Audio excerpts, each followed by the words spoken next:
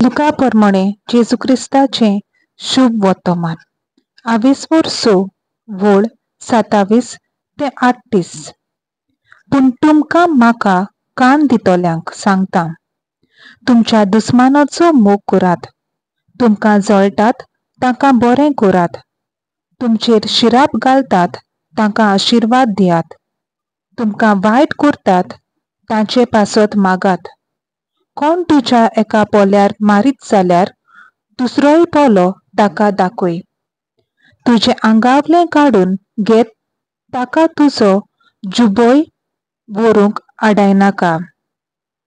तुजे लागीं मागीत ताका दी, आनी तुजी वस्त काडून व्हेल्या ताचे कडशी ती परतून मागूं नाका. हेरांनी तुमचे सोरीं केल्लें तुमकां जाय तशेंच तुमी तांचे सोरीं करात.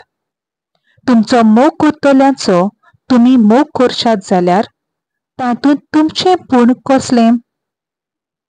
तर पातकी पुर्यान आपणाचो मोग करतल्यांचो मोग करतात. आनी तुमकां बरें करतल्यांक तुमी बरें करशात जाल्यार तातूंत तुमचें पुण्य कसलें? पातकी पुर्यान तशेंच करतात.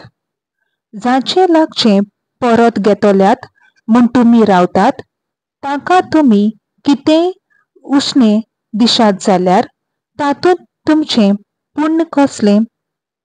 दिलां तितलेंय परत घेवच्या मोनान पातकी पातक्याक उश्णें दितात.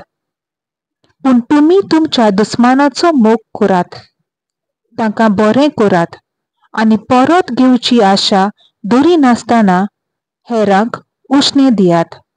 तेन्ना तुमकां व्हडली मजुरी मेळटली, आनी भोव देवाचीं भुरगीं तुमी जातल्यात. तर उन्नतकारी आनी खोट्या मनशा सोरी तो कोणवालो. जसो तुमचो बाप दयाळ तशींच तुमी दयाळ जायात. देवाचें उतर हें, देवाचो व्हड उपकार.